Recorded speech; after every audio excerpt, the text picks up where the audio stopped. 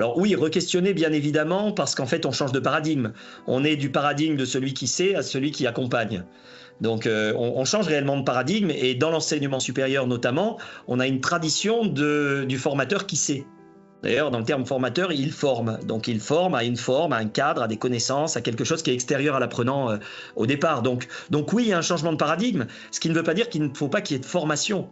Mais là, on parle bien d'accompagnement. Donc c'est un autre processus qui serait en parallèle et qui, à un moment, par exemple, va faire naître les besoins ou le sens de la connaissance, de l'enseignement. Donc d'un apport de connaissances plus classique, type transmissif ou par des intermédiaires type pédagogie du projet ou autre. Mais voilà, va faire du besoin de.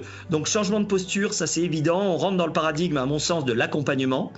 Par contre, je vais préciser une sorte de cadre éthique qui va avec ça. Quand on parle de l'intimité, on est sur un fil. Et ce fil-là, il est, alors moi, dans ce que je pratique, par exemple dans l'analyse de pratique professionnelle, une des premières règles qu'on va édicter, c'est la différence entre le professionnel et le personnel. C'est-à-dire que si je suis dans un cadre, moi, professionnel avec des étudiants, je ne vais pas m'adresser à la personne, je vais m'adresser à l'étudiant. C'est-à-dire que nous avons un contrat didactique. Ce contrat didactique, c'est le contrat de formation. Je suis là pour t'accompagner par de l'analyse de pratique, par du portfolio, par un certain nombre de démarches dans le cadre de ta formation. Du coup, les objets qui vont être posés comme réflexion, c'est bien ton rapport à la formation, ton rapport à la pratique, ton rapport aux objets professionnels, ton rapport à la compétence, ton rapport à. Mais toujours le rapport à un objet qui fait sens dans le contrat de formation. Et donc ça, je dirais que c'est la première règle éthique. Sinon, on tombe potentiellement dans de l'émergence, dans l'intimité du pathos, et là, on est dans une thérapie. Et donc, c'est un boulot de psy. Le psy fait de l'accompagnement, mais thérapeutique. Donc c'est pas l'objet.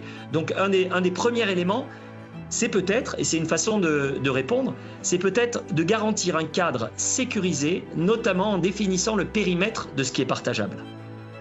Et donc le périmètre de ce qui est partageable fait qu'un étudiant saura déjà qu'en fait, si j'ai face à moi Kevin va être interrogé et va s'interroger sur lui-même en tant qu'étudiant dans la formation, qu'il peut avoir des résonances avec sa propre personne, en tant qu'individu, c'est à fois un sujet, mais que ces résonances ne sont pas au cœur de l'enjeu du partage de la réflexivité ou de la démarche réflexive.